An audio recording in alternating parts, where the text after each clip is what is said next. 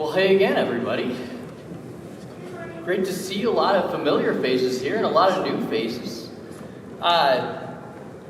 Some of you may know that this Sunday is our small group leader fair Sunday. And so if you have at any point in time been interested in being part of a small group, we are going to have, I think we got 6, if I remember, 6 different small group leaders who will be behind tables with information about all their different small groups. They'll have a piece of paper you can sign up if you want to sign up right there. They'll have like the location, the time, what type of small group it is. So we have all different kinds. We have like a couples group, a young adult group, all kinds of groups. I think there's a PTSD spiritual warfare group. It should be a lot of fun, and it's something that's pretty close to my heart because small groups, in a lot of ways, are the lifeblood of the church. We get some connection and some community when we come here on Sunday morning for the service, but the real connection often happens when you have other believers around you that you're praying with and that you're supporting. They're supporting you in different ways. It's a big deal. It's essential to being part of the community of Jesus. And so I'm really excited for that. I'm hoping it's a place of grace, a place of love, a place where you can find real connection. We live in a world these days where because of social media and the rise of technology, we have a lot of false sense of connection.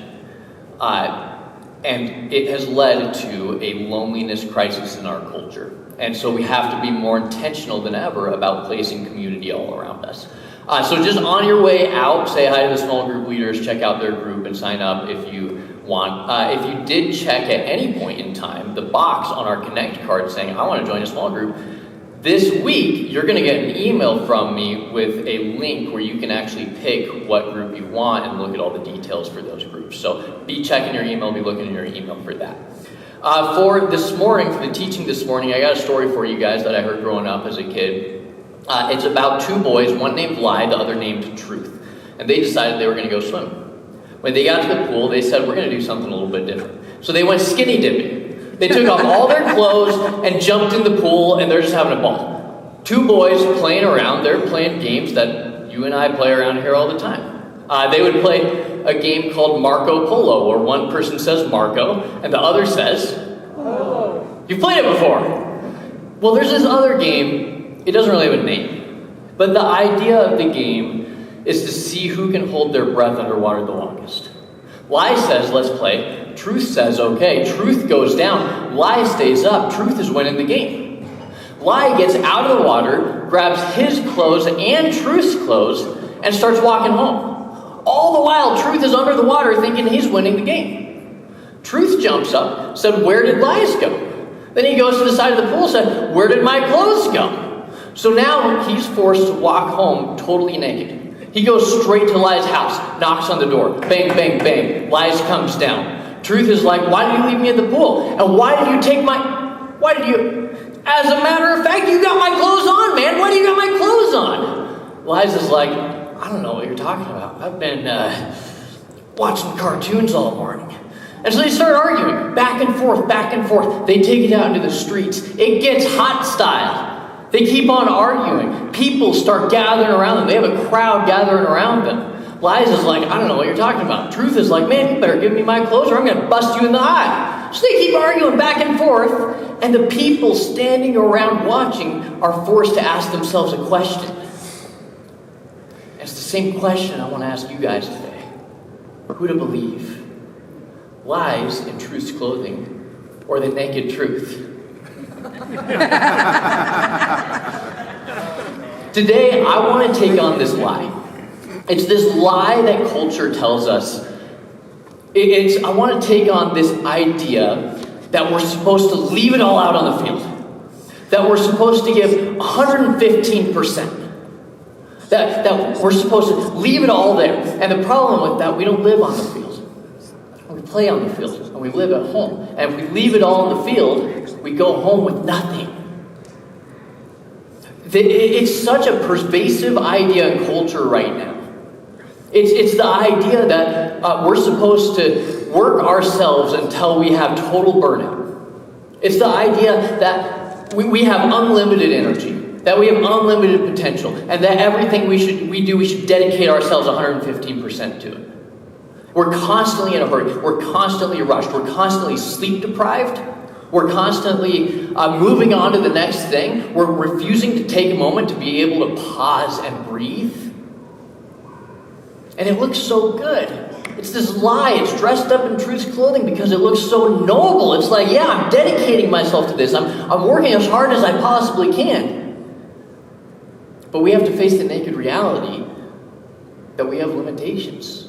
We have to face the naked reality that what this world offers is scarce compared to the abundance of God. And so what I want to do today, I want to go through a lesson that Jesus teaches us. It's a famous story. It's about Jesus feeding the 5,000 people with 5 loaves of bread and 2 fish. And I want to learn about what Jesus teaches us about how we can live with abundance, how we don't have to be held captive to the scarcity of this world anymore.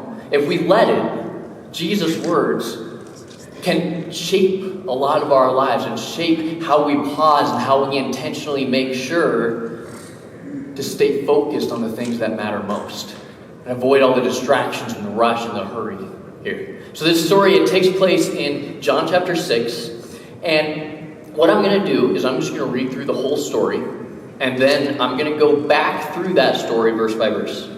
So in John chapter 6, and we start in verse 5. Jesus soon saw a huge crowd of people coming to look for him. Turning to Philip, he asked, "Where can we buy bread to feed all these people?" He was testing Philip, for he already knew what he was going to do. Philip replied, "Even if we worked for months, we wouldn't have enough to feed them." Then Andrew, Simon Peter's brother, spoke up. "There's a young boy here with 5 barley loaves and 2 fish.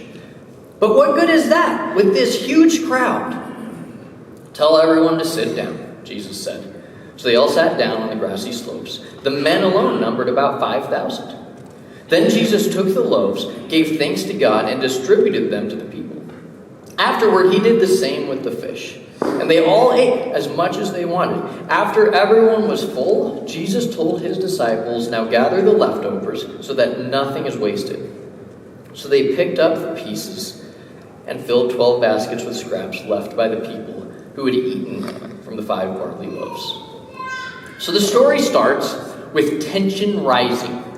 The disciples, they're stressed out. They're actually really worried because they have this big crowd of people who've been listening to Jesus teach all day. They're a little bit outside of town because to get that large of a crowd, you can't really meet in town. And it's getting dark and no one has eaten yet. Now they're getting stressed out because no one can travel in the dark, and so they can't really make it back to town that night. No one really apparently had food with them, and so the tension was rising. I mean, you know, in your family or your friend group when you haven't eaten when you really should, and everyone starts to get really angry, and you start to have these fights that really, you look back on them like that was the stupidest fight I've ever gotten in. People are getting angry. It's getting to be a high-risk situation for them. And they don't want to send these people out just completely empty-handed. They haven't fed them all day. So the tension is rising. And then Jesus asks a roll-your-eyes question. It's a roll-your-eyes question. It says, Jesus soon saw a huge crowd of people coming to look for him. Turning to Philip, he asked, "Where can we buy bread to feed all these people?" He asks a roll-your-eyes question. What the disciples would privately say is a dumb question. You can just feel Philip thinking, "Oh, Jesus, you know how much money we have in the treasury. You know we can't afford to buy food for all these people. In fact, you picked the thief to be the treasurer, and he's been stealing from us the whole time. You know we don't have enough money to afford this." He's Jesus, so Philip can't really say that to him because he's like, "Jesus might kill me." So he doesn't say that to Jesus. So he actually goes over there and he counts the money. But you can just feel him rolling his eyes. We got 1, 2, 3. Oh, Jesus, we got enough for everyone to get 1 bite. That's what we got. We can't afford to feed them.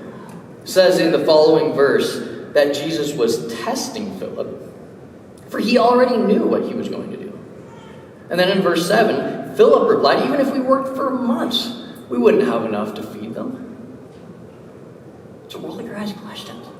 Philip is like, we know we don't have enough. You know we don't have enough, Jesus. Why does Jesus ask dumb questions? Can we talk about the moments when Jesus asked dumb questions. It says in verse 6 that he was testing them. That he already knew what he was going to do. Why would he ask that if he already knew what he was going to do? Jesus asked that question because he wanted Philip to do the math. He wanted Philip to go and count so that Philip knew that without the power of God, it was an impossibility. There will be times Jesus will ask you to do the math. He'll ask you to do the logic so that you know, if you had enough, you could say it was me. I did it in my own power. But if you know that logically it is an impossibility, when you're on the other side of the miracle, you say, if it was not for the Lord who is on my side, I wouldn't have made it through. There are times he'll ask you to do the math. He'll ask you to count it up so that you know it was him. So we have this roll your eyes question, this dumb question, and then this dumb question leads to a dumb idea. I love it. Verse 8, we pick it up. Then Andrew, Simon Peter's brother, spoke up. There's a young boy here with 5 barley loaves and 2 fish. But what good is that with this huge crowd? Anyone here ever had a dumb idea? Anyone here? Raise your hand if you've ever had a dumb idea. Yeah, all of us. Have you ever had a dumb idea, and you knew it was a dumb idea? You knew it. But for some reason you felt like you had to say that it was a dumb idea. For some reason you felt like you had to say it. And so you say it, but you let everyone know that it's a dumb idea. And so you start by saying, I know this is stupid. I know this isn't going to work. I know we don't have enough. But I have this young boy. He's got 5 loaves of bread and 2 fish. I know it's not enough to feed any of them. It's not going to work, but I had to say it. That's what's going on here. Andrew knows it's a dumb idea. He knows it's not going to work. He knows that there isn't enough right there. But he's like, he brings the young boy. And he brings this dumb idea, and he isn't kicked out. He isn't laughed out of the room. Never underestimate the power of a dumb idea. I want to talk about this moment where someone brings a dumb idea to Jesus, and then Jesus takes that dumb idea and is able to do something with it. Never underestimate the power of a dumb idea. We're a fresh church. We're, 5 weeks old or something now? It's crazy exciting, and we have a unique opportunity to establish the culture that we want moving forward. Can we create the kind of culture where it's okay to bring dumb ideas? Where we don't laugh at people who bring dumb ideas? Or we're willing to have the courage to bring dumb ideas a lot of the time? Because a lot of the time, a dumb idea plus the hand of God equals life transformation. And that's how we see impact in different people's lives. You never know when God is going to put his hand on a dumb idea. What does it look like for you to embrace dumb ideas? Some of you are like, Caleb, we got that down pat. We got dumb ideas all day. This is no problem. Easy session for me, boss. We got a whole row full of dumb ideas right here. No problem. Easy session. We got that. What does it look like to embrace a culture where dumb ideas aren't laughed out of the room? I just know, as I look through Scripture, God seems to specialize a lot of the time in taking weaknesses and taking these challenges and taking these dumb ideas and doing great things with them. It's such a peculiar thing. Look at the life of Moses.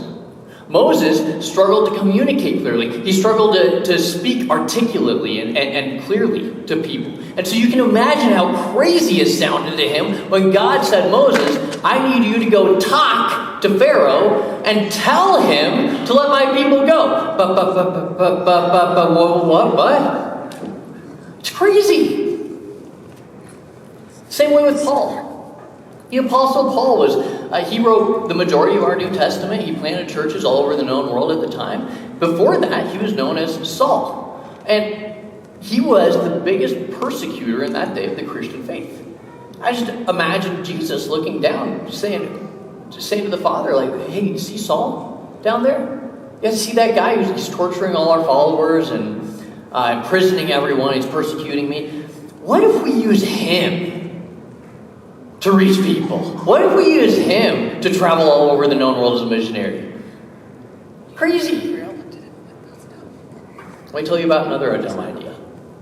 This one is about a guy named, he's a Jesuit priest who was in LA, California during the mid-1980s. His name was Father Greg Boyle. And he was thrown into the hood at that point and had a love and passion for the homies in the community there. Homies. The young lads who had an unfortunate proclivity to being distracted by gangs and violence there in LA. He said, we got to do something about our city. We got to help our city in some way. He had a heart and a passion for that. And so he had an idea. Let's start a bakery for the gang members. Yeah, we can have the gang members making puff pastries. We can have them sell pastries in the neighborhood. Yeah, it'll revolutionize the city. It'll transform everything. Fast forward to today, Homeboy Industries is now the largest gang rehabilitation center in the entire world. It's transformed cities and communities, and it's amazing the work God is doing through him.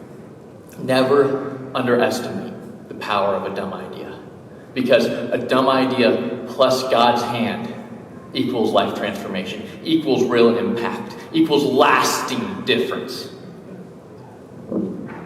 Can we create the kind of culture where it's okay to have a dumb idea? So that's the first thing that happens. Second thing that happens, can we talk about this young boy? So Andrew brings this young boy, brings 5 loaves of bread, brings 2 fish. And we don't really hear about the young boy after this, and this is where typically people will talk about the miracle. They'll talk about how amazing of a miracle it was, right? But can we just keep the camera lens focused on the young boy for a minute? Who is this young boy? Where did this young boy come from? And you mean to tell me that out of 5,000 people, he's the only one who brought something to eat? He's the only one who remembered to pack his lunch? And that's 5,000 people. In fact, that was just counting the men. They weren't even counting the women and the children. And so assuming that every person has at least one Boo and a Shoddy, we're talking 15,000 people. Sorry, Boo and Shoddy, significant other and biological offspring. So 15,000 people is what we're talking about here. And he's the only one who brought something to eat? Why was just him the only one to bring something to eat? I just imagine him in his house that morning. He's, making a PB&J or something. And his mom comes up and is like, hey, where are you going today? He's like, I'm going to be with Jesus. She's like, oh, you don't need to pack that. You're going to be with Jesus. He'll provide. He'll do some miracle or something. You don't need to bring anything. Don't worry about it. Your Aunt Agnes was at a wedding just last week and he turned water into wine. It was some of the best stuff she ever had. You don't need to worry about it. I just imagine that he said, no. I want to bring what I have. I want to pack my lunch. As small as it may be, as little as it may be, I want to bring what I have forward and give it to Jesus. What would it look like for you to pack your lunch? All of us have something. We all have something to offer. As small and as scarce and ridiculous as it may be, we all have something we can bring forward. This young boy, he chose to bring his lunch. What would it look like for you to bring forth whatever you have? What if Jesus is going to do a miracle, but he's going to do a miracle with what you provide? If that young boy didn't bring anything, would that miracle have happened? Would we even be reading about this? What if no one brings anything? Would anything really happen? Jesus works through what we have, as scarce and small as it may be. We all have something we can bring for God to work with. That's all kinds of things. That could be spiritual gifts that we can offer. That could be time, energy, different resources around us, influence we have in other people's lives that we can bring forward and offer up to Jesus. What does it look like for you to pack your lunch up and offer it to Jesus? What does it look like for you to give what you have? What abilities, what strengths do you have that you can offer up to him for him to use?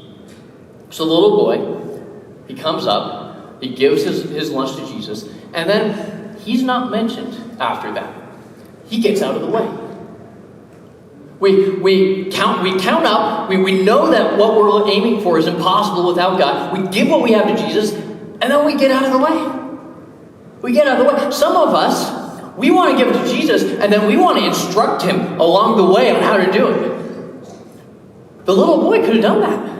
He could have said, well, I've never fed 15,000 people before, but maybe if you cut the cracker this way, or I don't know, maybe if you crumble it up into crumbs or something.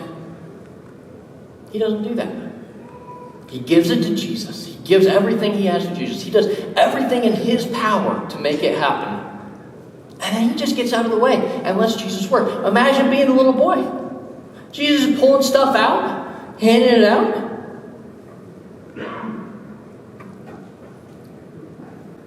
Whoa, right? He experiences the awe and the wonder of God at that point. When was the last time your neck had to turn because you experienced the awe and the wonder of God's life transformation? We give it to Jesus, we get out of the way. We trust him with it at that point. We bring everything we've got, and then we let him take it from there. We pick it up in verse 10. Jesus says, tell everyone to sit down. So they all sat down on the grassy slopes. The men alone numbered about 5,000. Then Jesus took the loaves, gave thanks to God, and distributed them to the people. Afterward, he did the same with the fish, and they all ate as much as they wanted. Then verse 12, after everyone was full, Jesus told his disciples, now gather the leftovers so that nothing is wasted. The Bible says everyone was full. Everyone ate until they were filled up. Now, my grandma can cook. I know what it's like to be full. I'm talking full here. I'm talking like you gotta scratch your stomach for no reason because you're so full. Right? I'm talking so full like you gotta lay down for a nap afterwards, and then you wake up and you're like, oh, my shirt is tight. Oh, my shirt is so tight. And then you look down, you don't have no shirt on. That's just you. You're tight. That's just you. We're talking full. I hope everyone's having fun. We came here to have fun, guys. And the idea, here's the picture of that passage. Here's the picture that he's trying to communicate here. It's a picture of abundance. Everyone had as much as they wanted. Everyone was satisfied. Everyone was content. They were totally filled up to capacity. And when we give it to Jesus, we get out of the way, we begin to experience that kind of abundance. I know this is a hard one for me in a lot of ways. I am such a type A, driven, results-oriented person. I'm like, what works? Let's get it done. Monday morning comes around. I'm like, I got a big to-do list. I'm going to start knocking off. That's my temptation in a lot of ways. And I focus so much on the results up here. It's so easy for me to ignore the foundational part where we focus on God first. And we put him as a foundation in our lives. And we make sure to have a relationship with him. And I find if I focus on the results up here too much first without having that kind of foundation, I'm empty by the end of the week. I'm so drained. I don't have enough for other people at that point. I'm not living in my own power, or I'm not living in God's power. And it's so critical to regularly circle back to connect with God before focusing back on the results and on the tasks we got to do. And we can get so distracted and so caught up in all the demanding things of our world, distracted by our smartphones a lot of the time. We don't stick with that foundation. We aren't filled to capacity because of it. We're empty. We're drained. Then in verse 13, it says, so they picked up the pieces and filled 12 baskets with scraps left by the people who had eaten from the 5 barley loaves. So they counted everything up, they gathered it all. They had 1, 2, 3, 4, 5, 6, 7, 8, 9, 10, 11, 12 baskets. We don't really know what they did with the baskets. We aren't told that. Text doesn't say. But I'd imagine they gave it to their young boy. Can you imagine being the young boy carrying home 12 baskets full of bread? Hey, Mom, you aren't going to believe this. You aren't going to believe it, Mom. I believe at the other side of the miracle, that young boy had something left over. He had something to take home. Because when Jesus provides abundance, there's extras afterwards. There's extras. It could be you're sitting here today and you're frustrated. It could be you've come here and you've offered what you have to Jesus, actually. You've already done everything you can, but you're frustrated because you haven't gotten out of the way. It could be that you're feeling empty or drained because you haven't circled back to that foundational piece of, man, do we pursue God regularly? I don't know what it is for you. I just know we give it to Jesus. We bring what we have and we let Him work. Let Him work through our abilities, our gifts, the people around us, our resources, everything. It could be you're here today and you don't know Jesus. And you aren't really sure about this whole religious thing. It kind of weirds you out. It looks like a cult a little bit. But you feel empty. And you don't really know how to solve it. If that's the case, I want to give you the opportunity to experiment. Give it a shot. And receive Jesus today. Because He has abundance. He has leftovers. I pray that we have the opportunity to turn our neck for the awe and the wonder of God. Let's pray now.